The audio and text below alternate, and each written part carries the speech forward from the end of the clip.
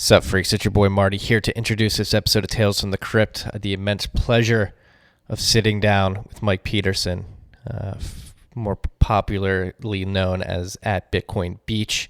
He has been running a project down in Zonte, El Salvador, in which they are trying to create a Bitcoin circular economy. This is a fascinating episode. Actually talking to somebody who has feet on the ground and is attempting to create a circular economy in Bitcoin. This has been a big topic on the Twitter sphere and in conversations with other Bitcoiners. A lot of people think that people aren't spending Bitcoin enough and they aren't utilizing it enough. There's too many hodlers out there. Well, Mike's here to illustrate that is not the case. There is some great things happening on the ground where Bitcoin is needed more than it is here in the West. So I think you guys are really going to love this perspective. This episode of Tales from the Crypt is brought to you by our good friends at the Cash App. You already know all about them. They're helping you stack sats. They're helping you send sats. They're helping you receive sats. They're helping you sell sats if you so please. And they're also making sats the standard if you want it in the app. You don't have to buy fractions of a Bitcoin. You can buy whole sats. Remember, Cash App's allowing you to send sats too. So if you're out there and you've got a lot of sats on the Cash App, think about sending it to personal storage. That is the beauty of Bitcoin. It is a digital bearer asset that you can custody at the end of the day. So if you're stacking sats, make sure you're also sending them to personal custody at some point as well. And Cash App allows you to do that. On top of that, they have Cash App investing. If you are a stonk market investor and you're looking at stonks, you can now stack slivers of stonks via the Cash App. If you have a favorite stonk, it's a little too expensive. Cash App investing is letting you invest as little as $1 into that stonk, a very tiny sliver of a stonk. Cash App investing is a subsidiary of Square, member SIPC. Because Cash App is directly connected to your bank account, or because it may be your bank account. Now that they have account numbers and routing numbers, you can get your paychecks direct deposited into the app. There's no 4 to 5 day waiting period. Stack sats today, stack slivers of stonks today. You don't have to wait. As always, use the code STACKINGSATS, STACKINGSATS. That's one word. You're going to get $10, and $10 is going to go to our good friends at Owls Lacrosse. That's Owls Lacrosse.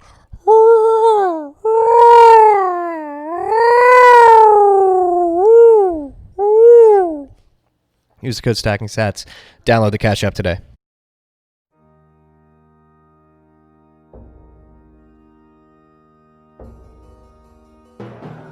You've had a dynamic where money's become freer than free. If you talk about a Fed just gone nuts, all the central banks going nuts.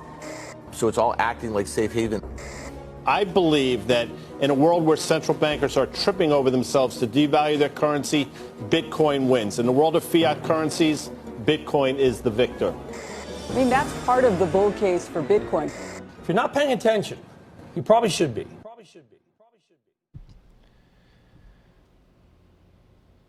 What is up, freaks? Welcome back to Tales from the Crypt. It's your boy Marty Bent here on a lovely Friday afternoon.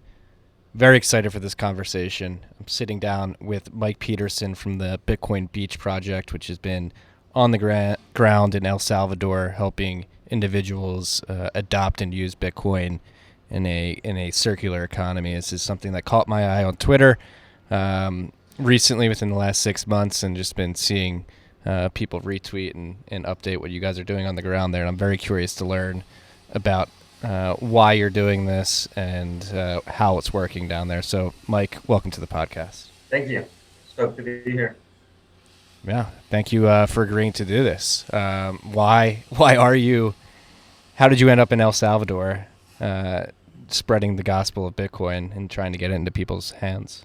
Yeah, so I went on a surf trip to El Salvador about 15 years ago and just kind of fell in love with the country.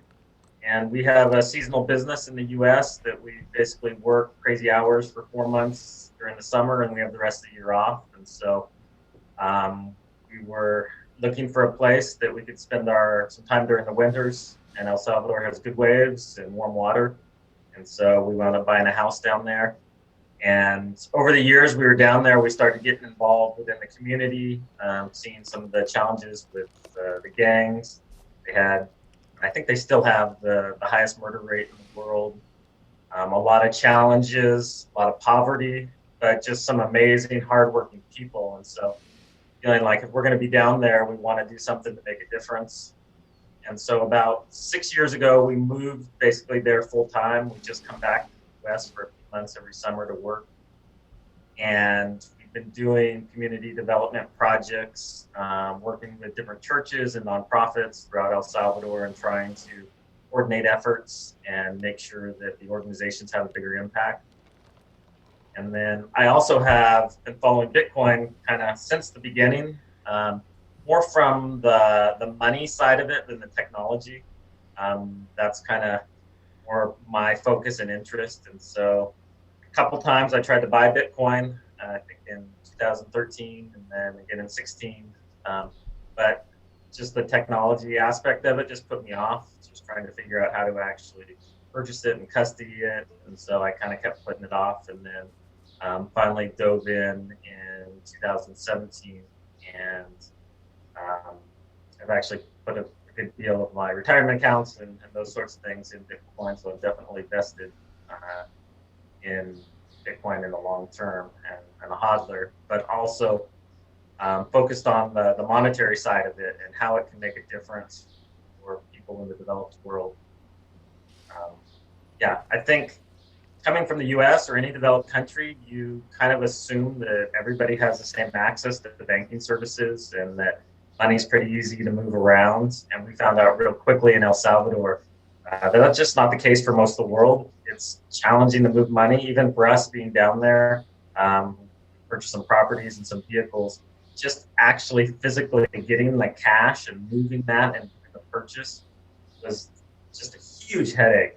So you just realize how much friction is in the system there and how much that's holding the economy back, and how much Bitcoin really can be a huge solution for them, especially the people that the banks don't want to deal with, but it's not worth it for the banks. And so, so that kind of drove our initial kind of interest in me kind of thinking how Bitcoin could be used. And then we were introduced to a early Bitcoin adopter who, from what I understand, bought Bitcoin when it was 5 cents and sitting on a large cache of it and wants to use it to really have an impact in the world. But he doesn't want people just to cash it out in the fiat, which is what most nonprofits are still doing. He wants them to really actually use it transactionally. So put this kind of nutty proposal together for him that we would start a circular economy within El Salvador. And we have kind of a 3-year time horizon. And he surprisingly agreed to it. And so it's been just a blast. We have resources behind us. We've had other partners that have come in to, actually supplement and provide more resources. And we're able to get Bitcoin probably at this point, I think about 700 families total we have using Bitcoin between the 3 communities that we're working in. 700 families? Yeah, 700 families. Wow. That's crazy. No, because I see the pictures on Twitter of people like lined up, just getting Bitcoin allocated to them. You guys pull up on a truck, people line up. I assume, teaching them how to download wallets and stuff like that. Before we get into all that, you mentioned the friction of actually acquiring hard cash and moving money in El Salvador. Can we sort of dive into these frictions so that we can see how Bitcoin is helping with these? Yeah, I think it's a combination of just in poor countries, banks not wanting to deal with a big portion of the population because they can't make any money off them. There's just not enough volume or value there. So that's one aspect. The other aspect is most people in the world don't realize how much the U.S. banking laws impact the financial system around the entire world. And a lot of the anti-money laundering laws and KYC laws that are in place in the U.S. that they provide very little friction for us. I mean, I have a business, I move large sums of money around, and it's pretty frictionless. You go to El Salvador and you try to do something for $500, they want you to fill out all these forms on where you got it, provide tax returns. I mean, it's crazy. And so to move money around for locals is challenging. To bring money in from outside the country is challenging. Sadly, the easiest way to actually get money from the U.S. to El Salvador is to visit the ATM every day and make multiple withdrawals. I mean, we're still at that point where that's the easiest way. And so for people that are looking to invest in businesses in El Salvador or buy properties or try to, even for nonprofits trying to bring money in, it's a huge challenge.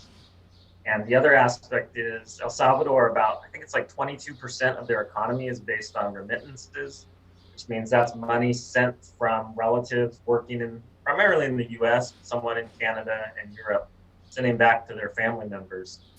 And it's still this antiquated system that they're using, primarily using companies like Western Union that still grab a good chunk of the transaction. They have to take the bus, sometimes an hour, 2 hours to the capital city to visit an office, stand in line, retrieve the money, and then they have the security risk of traveling on the bus with all this money, get back home. And so the whole process costs them days sometimes, and then a significant percentage of the money that's being sent. And so family members can't just send, $20 because we all get eaten up in fees. But that's kind of our next thing we're focusing on is the Bitcoin, especially over the Lightning Network. Somebody needs $5 to pay their school fees and they have a relative in the US, they can send them Lightning right away and it's on their phone, and then they can go transact, especially in our community where there's businesses that accept it. So that kind of, I think, just gives kind of an overview of just how challenging it is to move money around.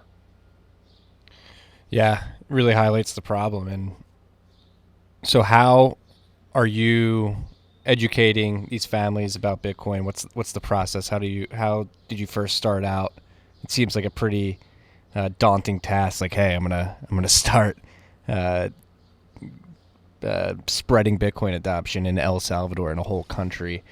How did you convince the individuals within El Salvador who are working with you and have accepted Bitcoin and are accepting Bitcoin at their businesses to do this? Yeah, we definitely faced kind of that chicken and the egg scenario that, anytime you're trying to start a network, and there wasn't much use of Bitcoin in El Salvador when we started, so it really was starting from scratch. Initially, we tried to do a lot of education and kind of teaching people the value of Bitcoin and what it is and where it came from, and quickly found out that for most people that just kind of overwhelmed them and put them off. And so we kind of switched. We switched how we hit at it. We're actually, first we try to get them transacting. And so we'll have them do some transactions. And once they do the transactions, they realize, okay, this is easy. I understand it. I have this value on my phone. It's money. And in order to create that network, we had to incentivize businesses to start accepting it. So one aspect was we were distributing it within the community. So there was people that had liquidity there that were looking to spend. And so that was new customers for the businesses. But we also agreed to walk alongside them for the first few months, especially with volatility. So if there was a huge drop in Bitcoin prices, we would actually give them some additional Bitcoin to make up for any losses. And we told them up front, this is just a temporary thing till you guys learn how to manage the volatility. But we didn't want them to start off with a bad taste in their mouth. Everybody in Bitcoin knows that it can drop $1,000 overnight, without it really being that big of a deal. So for a small business owner that, maybe has $500 in it, and the next morning they wake up and they have $450, and that can be a huge hit to them. So we teach them that long term, we think that it's appreciating because of the hard money aspects of Bitcoin. And so we think it's good for them to save, a small percentage of their savings in it, but also kind of teaching them to kind of ride the ups and downs. So yeah, it's definitely been challenging. We originally were doing everything on chain, and we moved over to Lightning as for small transactions. Just on chain is not really viable.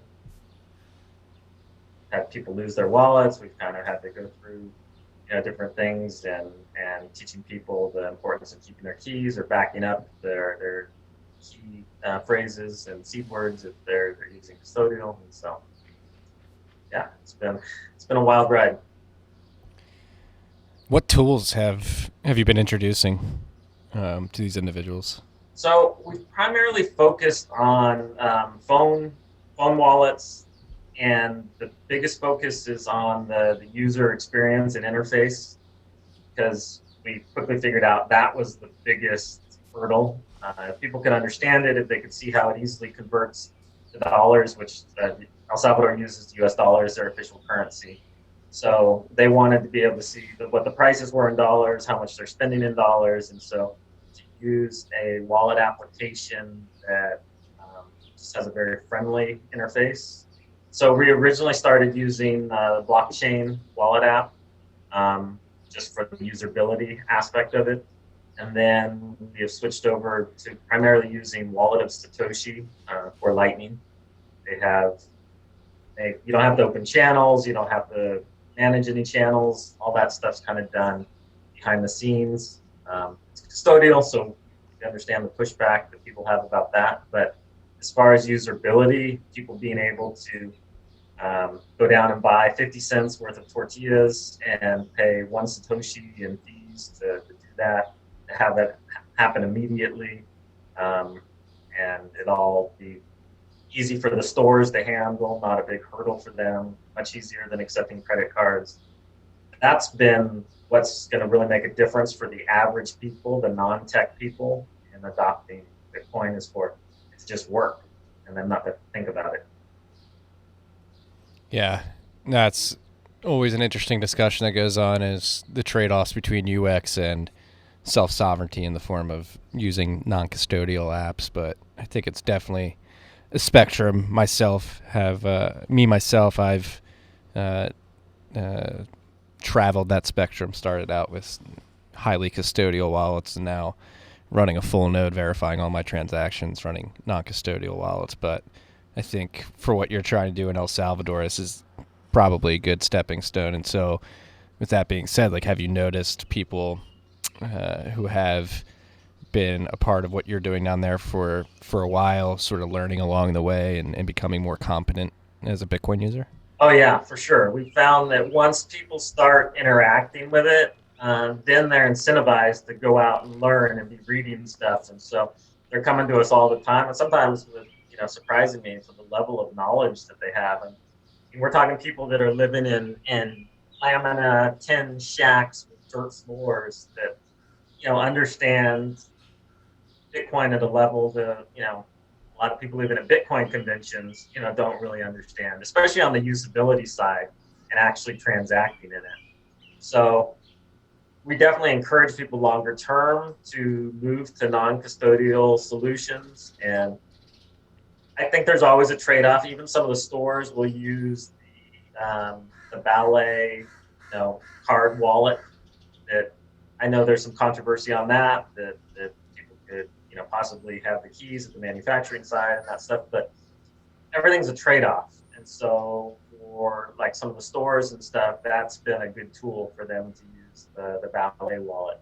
And so, eventually, obviously, we'd like everybody to move more to having, a ledger and that's what we use to transact everything on our side. But we think that, have to take baby steps, and put up all these hurdles in the beginning, people will never enter the ecosystem.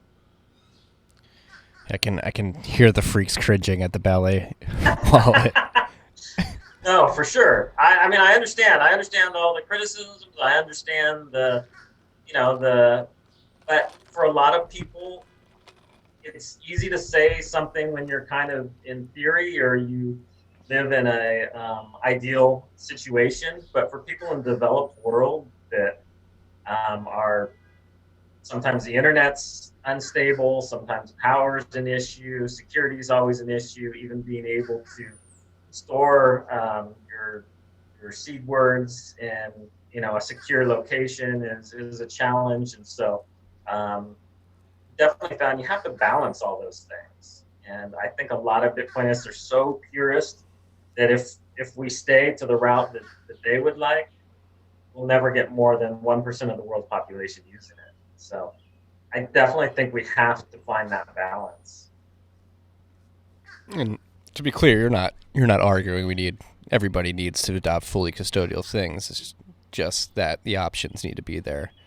No, not at all. I think longer term, non-custodial will be the way. I think that the technology will keep getting better. The usability will keep getting better, and so definitely non-custodial is the preference.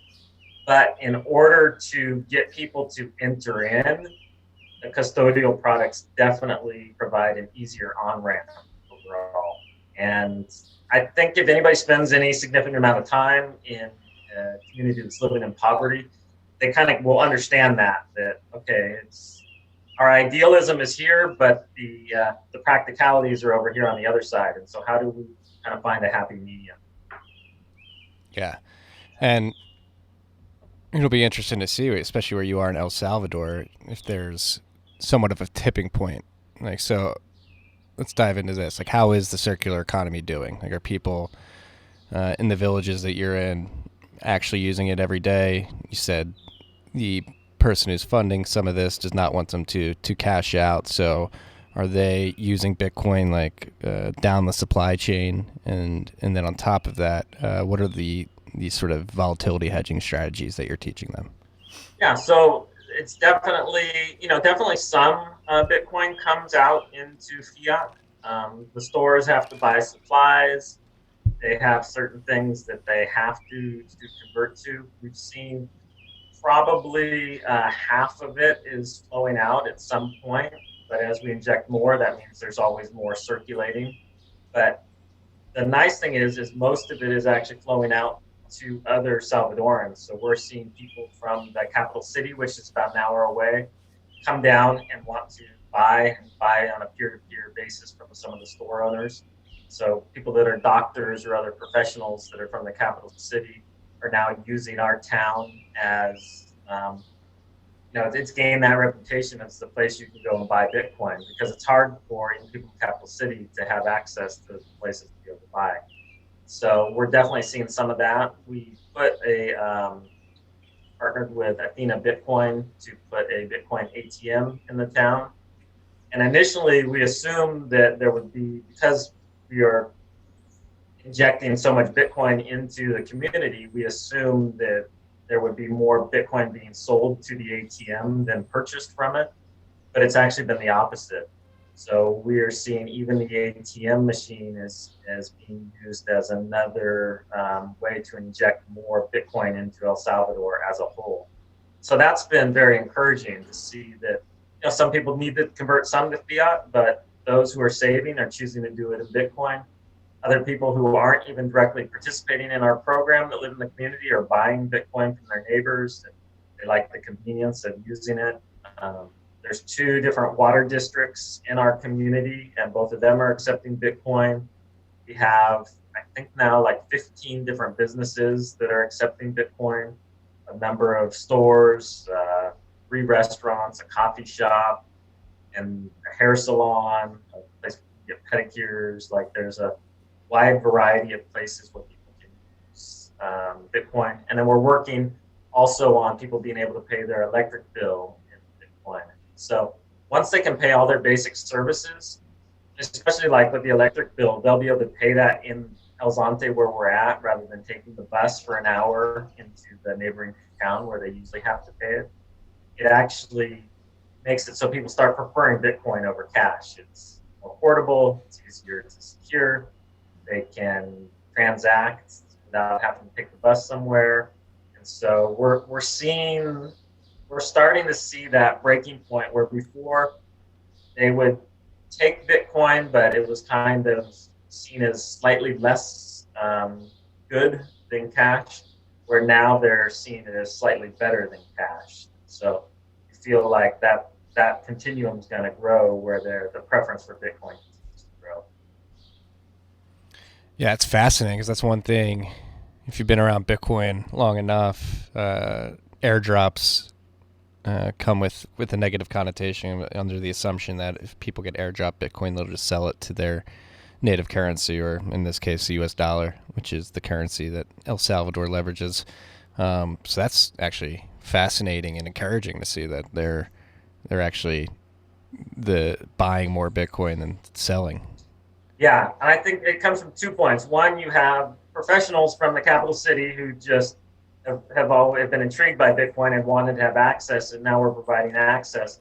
But within the communities we're at, we built the economic system. So a lot of times when you do airdrops, if there's no place where people can spend Bitcoin, then what are they going to do other than convert it? So that's why it's not been easy, and it's been a lot of hand holding and a lot of work, but getting these businesses up and running and accepting Bitcoin has been key to the project working longer term. And what the holy grail will be if we can start to get people receiving their remittances from family members in the US in Bitcoin, because we have funds basically to fund this program for 3 years. And the goal is by the end of the 3rd year, there will be enough Bitcoin coming in from the outside, from family members sending it down, from tourists spending it in town, that the economy will keep going without our injecting the Bitcoin there. And initially, we ran a number of small programs focused on youth and keeping them out of the gangs. But the airdrops happened more when the COVID crisis hit, because there was so many people in our community that literally were going to bed hungry. And so that's where we broadened it and started doing universal cash transfers to about 700 families between the 3 communities. But we were able to use all the people in our programs before, the youth, to do all the training, to help people set up the wallets. So it actually rolled out pretty seamlessly. Yeah, and so is that the pictures I've been seeing of people lining up, and then you guys have a trunk with like a truck with a Bitcoin banner on it, and people basically line up, and how does that distribution work? Yeah. Do they come with wallets downloaded, or do you walk them through that process when they get to the front of the line? Most of them will come with the apps already downloaded. So we've done some kind of training tutorial videos that they can watch on how to do that. And then generally for the first and second transaction, we do that in person. But by the 3rd distribution, we just have them send us their wallet address. And, obviously we log everything and keep track of everything. But so the pictures that you saw, that's usually the initial 2 transactions we do in person, just to make sure they don't have any questions, that they understand how it works. The goal is longer term, especially during coronavirus, is for people not to have to come physically there. And that's one of the values of it, is you can reload their wallet, with whether I'm in the US or a block away, it doesn't matter. Yeah, that's fascinating. So talking about like remittances, and hopefully before the 3 years of funding is up, you're able to convince family members outside of El Salvador to use Bitcoin to send money back. It'll be interesting. So are the El Salvadorians, is that the correct term? Yeah, Salvadorans. Are they, so they probably have more intimate knowledge of Bitcoin and will be educating their family members in the Western world or in the first world. Yeah, no, I mean, that is the hope. And we do have some plans to incentivize the initial transactions, because people are creatures of habit. They always just keep doing what they're used to. And so to get somebody to learn something new and to try a new way, there's definitely a hurdle there. And so we're going to roll out a program. We'll match the remittances up to $50 for the first transaction, just to encourage their family members to send that first one. So if they send $50 worth of Lightning down, then we'll give them another $50 worth of Lightning. And once they see how easy it is, the hope is that in the future, they'll send all their remittances that way, especially if people can use it in town to pay for all their necessities, to buy food, pay their electric bill, pay their water bill. There's no reason to have their family member go to Western Union in the US, send it, them have to get on a bus, travel all the way, Western Union take their fee, and then bring it back, when a mom can literally send a text to their son in the U.S. and say, hey, we need $5 to buy eggs for tomorrow. Can you send $5? That can't happen with Western Union. So it definitely makes a huge difference. Yeah. It just makes more sense. I think I really like the example of paying your electricity bill, like having to travel to another city just to pay that. I mean, the time saved alone, even if it may be a little more expensive to pay in Bitcoin, maybe that cost is made up in the time that you save from not having to travel. Well, and the nice thing too with basically everything we run being on Lightning, it's the transaction fees are negligible. Most people are not moving back and forth. They're mostly transacting in Lightning. Now, obviously the stores are moving stuff back on chain, and we tell people for any large amounts, definitely want to keep it on chain. But for smaller transactions that are happening in Lightning, we're talking people's electric bills are $3. And so for them to be able to pay their electric bill from their phone, rather than having to spend the dollar to take the bus to go into town and waste a day, and instead they can just transact, from their house to pay their bill. It's a huge advantage to them. And I think being in the U.S. and us having, PayPal or Venmo or all the different ways we can transact, maybe doesn't seem like that big of a deal, but in most of the world, they don't have those options. Even for local stores, we found they'll never be accepted to handle Visa or MasterCard. They just won't meet the regulations. And so they don't have any way to take mobile payments. They don't have any way for people to buy anything in a cashless manner. And so for them to accept Lightning and have the fees be negligible and happen right away, there's no chargeback issues. And for a lot of them, they'd hoped to be able to eventually take credit cards. Now they're like, why would I even take credit cards? There's no real advantage to it. Yeah. So Bitcoin, and that's always, here in the States, I also, outside the podcast, the newsletter, work for a Bitcoin mining company, and we use waste gas to mine Bitcoin. That's something that's always represented a sort of tipping point in my mind in the future, is the point at which, because Bitcoin is very reliant on energy, and we are turning energy into Bitcoin at the source at which it's produced. And that's always when the energy companies start accepting Bitcoin and just using Bitcoin as their currency of choice, that'll be a huge day. And I always expected that to happen somewhere in the developed world, potentially here in America, but it seems like that's developing in El Salvador and potentially other countries like it, which is fascinating, and it's purely because of an ease of use perspective, it seems. I think that you find that with a lot of technology, that it leapfrogs in the developed world because they don't have the legacy systems in place. And so you saw that with cell phone usage versus landlines.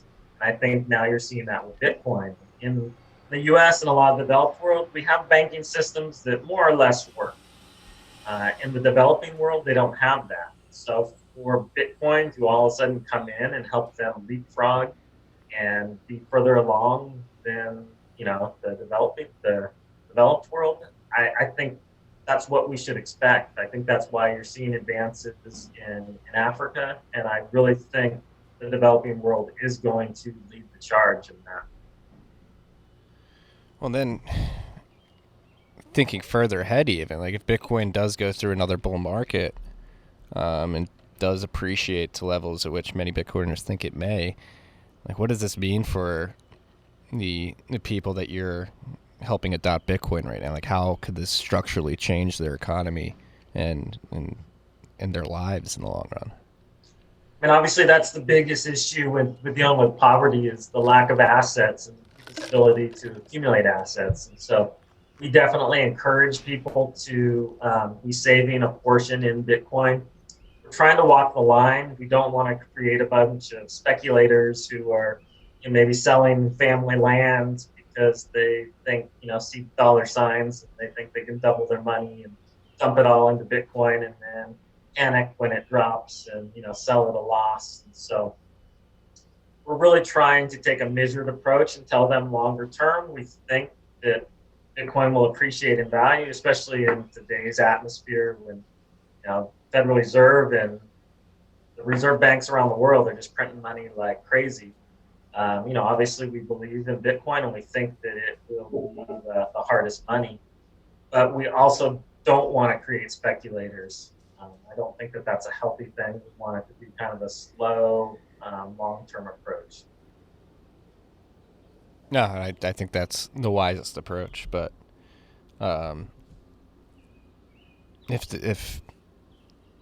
if the users in El Salvador are being humble and stacking sats, it would be amazing to see, like, if Bitcoin does appreciate in price a lot,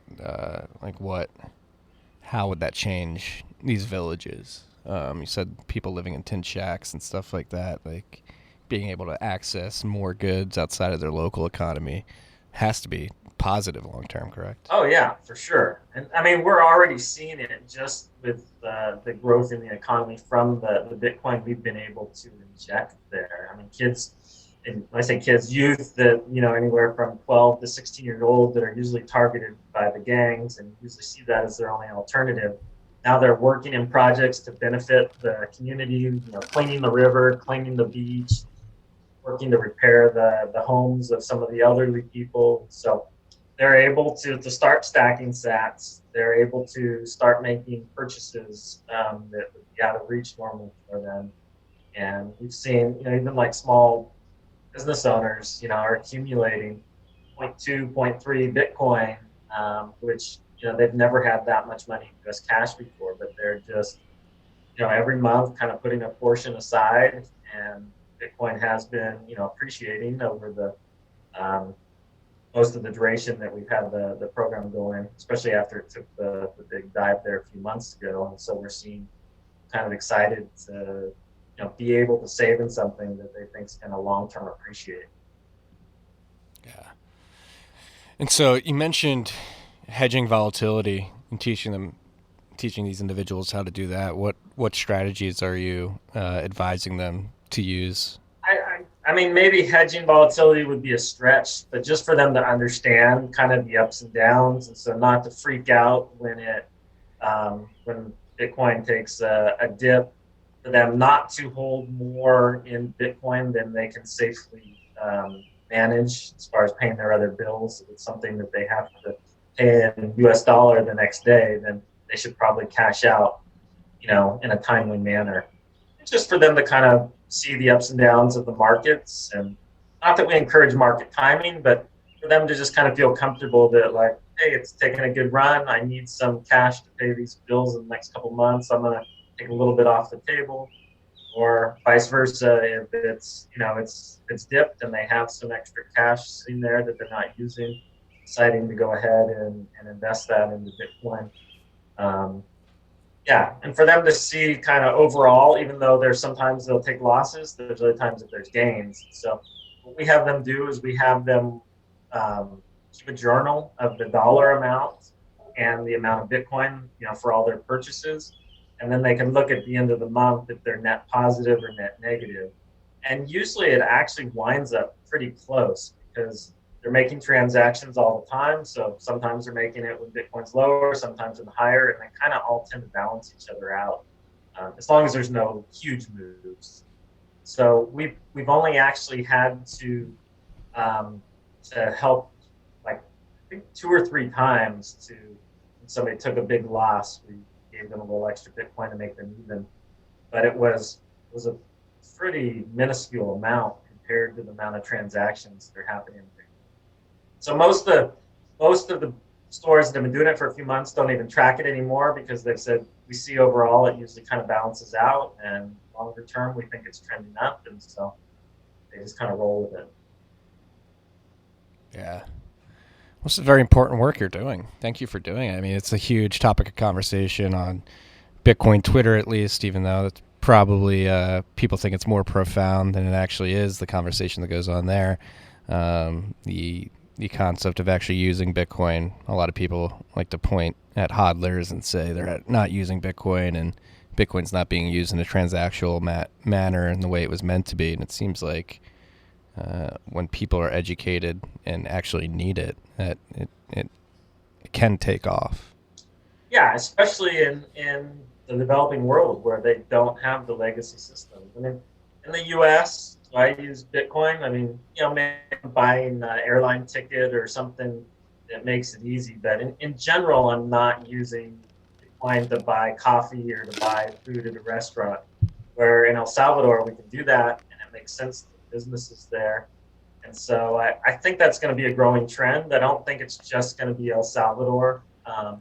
Obviously, the fact that we've been willing to throw some resources and time into it, we kind of had a jump start. But I think we're going to see these things kind of naturally springing up around the world. That's what I really like about what you're doing. There's a lot of armchair commentators who like to say, this will never be possible. But if you roll your sleeves up and put in some hard work, I think you'll see good things happen, like what's happening with you in El Salvador. And it's funny. Like, again, armchair commentators like to sit back and say, this isn't possible. Like, it'll never get adopted. But if you actually have people on the ground, evangelists, if you will, teaching and getting people acquainted with it, it can certainly happen. No, I mean, I only kind of half jokingly will say that the reason we've been able to do it is because of how little I know. I mean, that sometimes the experts know too much, and so they know all the reasons it won't work.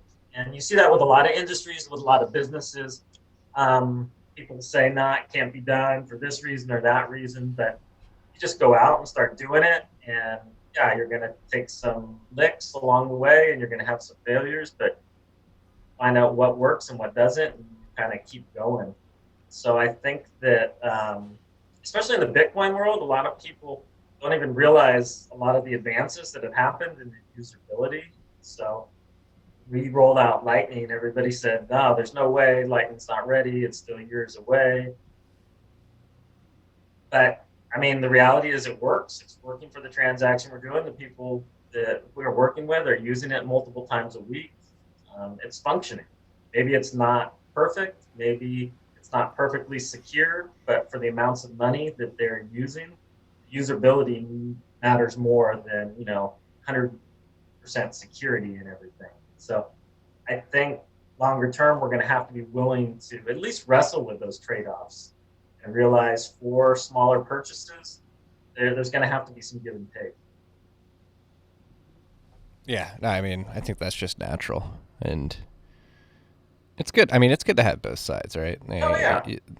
Like, I mean, but it's the hardos who are like, if you're not using it non-custodially, you're not using Bitcoin correctly, which I agree with to an extent, but they act as a good sort of guiding beacon of, hey, we should always have these the ability to use Bitcoin in this way as a priority, and sort of convince people towards that direction. But like we've been saying throughout this whole episode, the easier UX products will be a good gateway. Like, just talk about a gateway drug to non-custodial products. It's just getting it in people's hands and having them use it, asking more questions, teaching themselves, and then just naturally, as they educate themselves and get better information, it'll just be a no-brainer to go use those non-custodial products.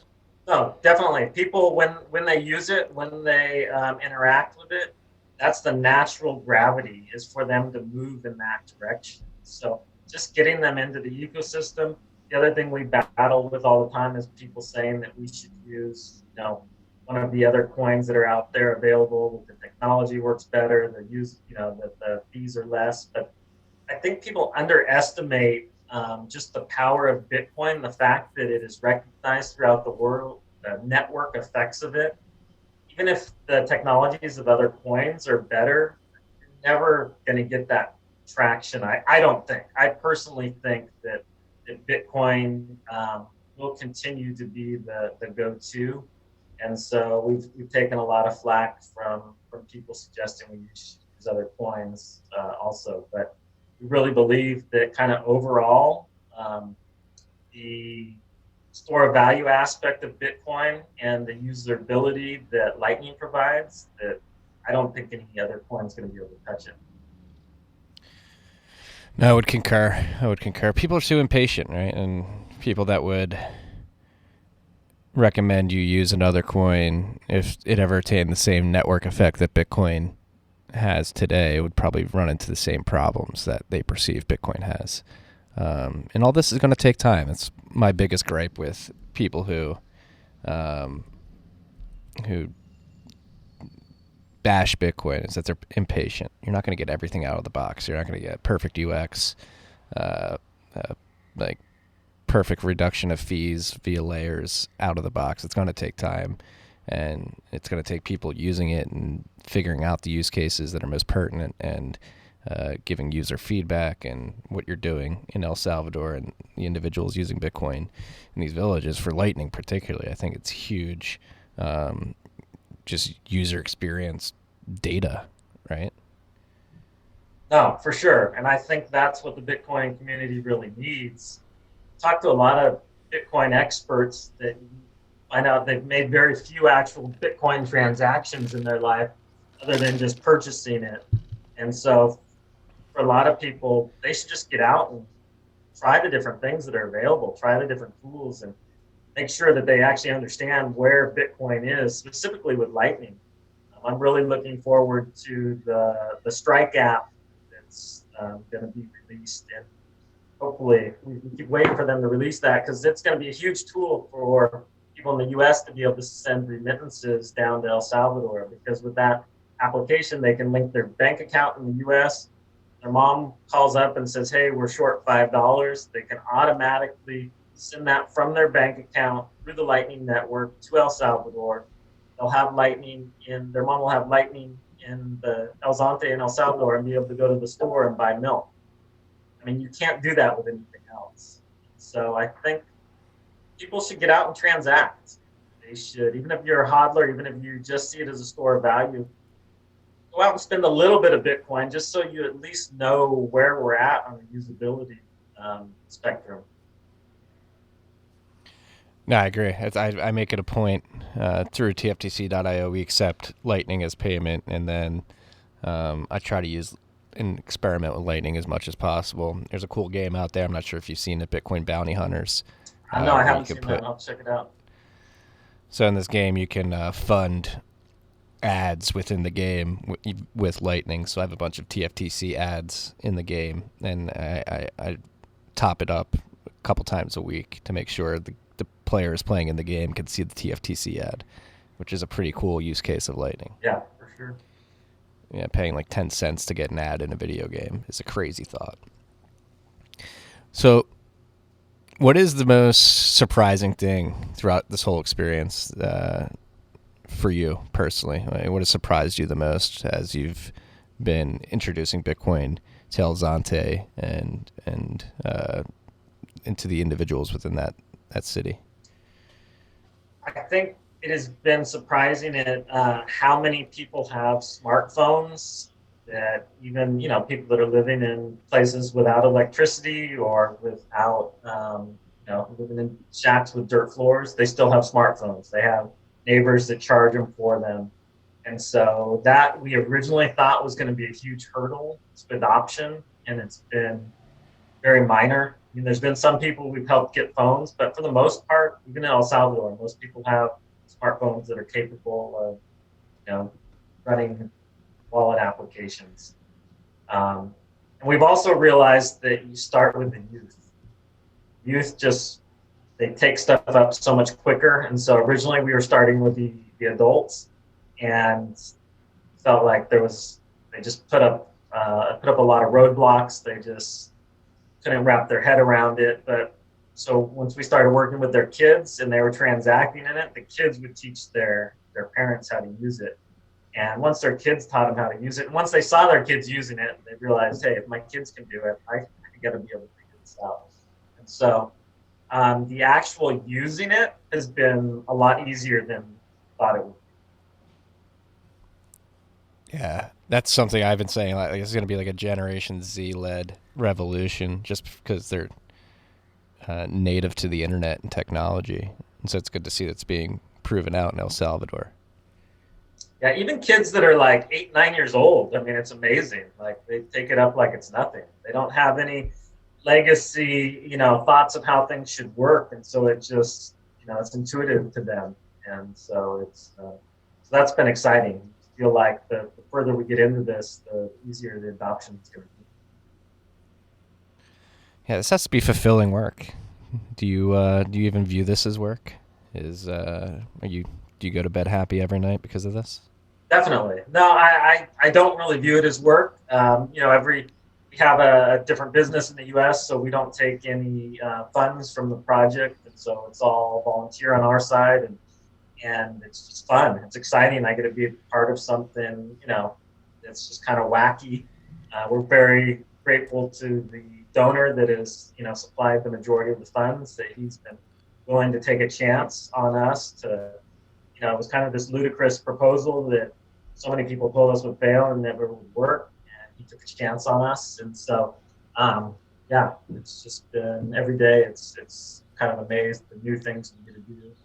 And we get to do some kind of more kind of novel things. Right now, we're working on building a big Bitcoin monument out of cement. We're going to build like a 10-foot Bitcoin symbol in one of the villages as kind of a tourist attraction for people to come and take their picture next to, and just for the people to become curious as to, okay, what is this? What is this? What is Bitcoin? And why do I see people's Instagram feeds full of them taking a picture of this beautiful beach with a big Bitcoin coming out of the ground? And so we're just doing some wacky kind of fun things to increase just awareness of Bitcoin. Yeah, no, I love it, and thank you for doing it. As a Bitcoiner who sometimes sits in his armchair in America and thinks about this, it's highly encouraging that individuals like you are out there in the field educating and actually rolling your sleeves up and getting Bitcoin into people's hands. So what's up after this? When the 3 years is up, what are you going to do next? We're toying with the idea of doing a Bitcoin basically development in El Salvador and El Zonte. It's a beautiful beach community, and so it has increasing tourism. So we actually bought some land there, and we are toying with the idea of development is kind of a community where land sold in Bitcoin, all the fees are paid in Bitcoin. People can use Bitcoin in town through all the businesses that we've established. So I think we're going to call it Citadel by the Sea. It's going to be the name of the community. So it's still in the planning stages, but you got to keep dreaming. I want to see how can we make this sustainable. I don't want after the 3 years for this thing to kind of dry up. We want to make sure that we're still pushing more Bitcoin into the community, that this becomes a tourist destination for Bitcoiners. So we're always encouraging people to come down and check out the project. People that have doubts that we're actually doing what we say we're doing, say, hey, come down and visit. Come talk to the people that are using it and see for yourself. Does El Zonte have good lefts? It does have a good left. El Salvador is primarily all rights, but El Zonte actually has one of the few lefts in El Salvador. It's really fast, hollow, and it's just a great community. I mean, it's just a small beach town with just a really great vibe. Yeah, as a goofy footer, I'm definitely going to have to make my way down there, check out the Bitcoin economy and then the waves. Definitely. Hey, you're definitely invited. We'll put you up. We definitely want to see people coming down and checking it out, and hopefully see similar projects happen in other places. Yeah, no, I mean, it's very inspiring. And so again, thank you for what you're doing. We got to wrap it up here. Is there any parting notes you would like to leave the freaks? Any words of maybe not advice, but maybe clear up some misconceptions, or just anything that's on your mind that you'd like to get out there? Just say for people that really believe in Bitcoin, try to figure out how you can be involved in advancing it to really improve lives, and not just the improve, bank accounts that are eventually going to be cashed out back to fiat. But how can Bitcoin really be used to transform the developed world, or even the poor communities in the U.S.? Yeah, no, I completely agree and appreciate what you're doing. Thank you for taking some time to sit down and do this interview. I think the freaks are really going to like this one. This is a perspective that does not get a lot of shine here on this podcast, so I'm very, very happy that we were able to record this episode. Well, hopefully they won't crucify me too much for our use of custodial products. But, I think it's important to just have a variety of points of view out there and for people to understand the different sides, of the equation. Yep, I agree. But I will warn you, you're probably gonna hear something about the Ballet crypto stuff. I'm sure. I'd be disappointed if I didn't. Well, Mike, again, I appreciate your time. I hope you have an incredible weekend, and hopefully we can catch up at some point in the future when there's more data on what's going on and more adoption in El Zonte. Yeah, no, definitely. Like I said, there's an open invite. If you want to come down and check it out, we'd love to have you. Awesome. I think I will definitely take you up on that at some point. Well, that's all we got today, freaks. Peace and love.